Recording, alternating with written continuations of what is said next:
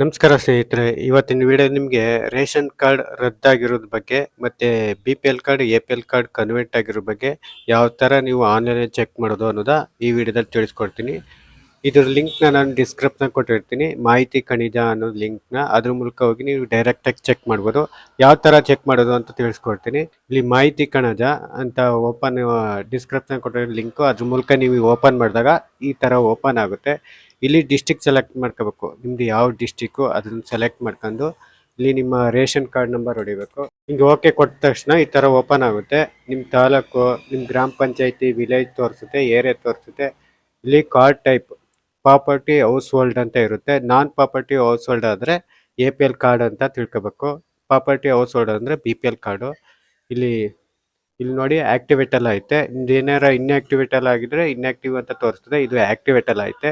ಈ property house hold BPL card ನಿಮ್ಮದು BPL ಕಾರ್ಡೇ ಆಗೈತೆ. ಎ.ಪಿ.ಎಲ್ ಕಾರ್ಡ್ ಆದರೆ ನಾನ್ ಹೌಸ್ ಹೋಲ್ಡ್ ಅಂತ ಬರುತ್ತೆ. ಈ ಥರ ನೀವು ಸಿಂಪಲ್ ಆಗಿ ನೀವು ಚೆಕ್ ಮಾಡ್ಬೋದು. ಇದ್ರ ಲಿಂಕ್ನ ನಾನು ಡಿಸ್ಕ್ರಿಪ್ಷನ್ ಕೊಟ್ಟಿರ್ತೀನಿ. ಅದ್ರ ಮೂಲಕ ಹೋಗಿ ನೀವು ನಿಮ್ಮ ಪ್ರತಿಯೊಂದು ಕಾರ್ಡ್ನು ಚೆಕ್ ಮಾಡ್ಕೊಳ್ಳಿ. ಯಾಕೆಂದರೆ ಈಗ ಬಿ.ಪಿ.ಎಲ್ ಕಾರ್ಡ್ ಎಲ್ಲ ಎ.ಪಿ.ಎಲ್ ಕಾರ್ಡ್ ಆಗಿ ಮಾಡ್ತಾವ್ರೆ. ನಿಮ್ಮ ಹತ್ರ ಕಾರ್ ಇತ್ತು ಅಂತ ಅಂದರೆ, 3 ಎಕರೆ ಜಮೀನಿಗಿಂತ ಜಾಸ್ತಿ ಇತ್ತು ಅಂದರೆ, ಮತ್ತು ನಗರ ಪ್ರದೇಶದವರು 1000 ಚದುರ ಅಡಿ ಮನೆ ಇತ್ತು ಅಂದರೆ ಅವ್ರನ್ನೂ ಅಷ್ಟೇ ಬಿ.ಪಿ.ಎಲ್ ಕಾರ್ಡ್ ಎ.ಪಿ.ಎಲ್ ಮಾಡ್ತಾವ್ರೆ. ಮತ್ತು ನೀವು ಇನ್ಕಮ್ ಟ್ಯಾಕ್ಸ್ ಕಟ್ತಿದ್ರೆ ಮತ್ತು Aadhaar card PAN card link ಮಾಡಿಸಿ 1000 ರೂಪಾಯಿ ಕಟ್ಟಿರೋರ್ದು ಚೇಂಜ್ ಆಗ್ತಾ ಇದೆ ಬಿ.ಪಿ.ಎಲ್ ಕಾರ್ಡಿಂದ ಎ.ಪಿ.ಎಲ್. ಅವರು ಚೆಕ್ ಮಾಡ್ಕೋಬೇಕಾಗುತ್ತೆ.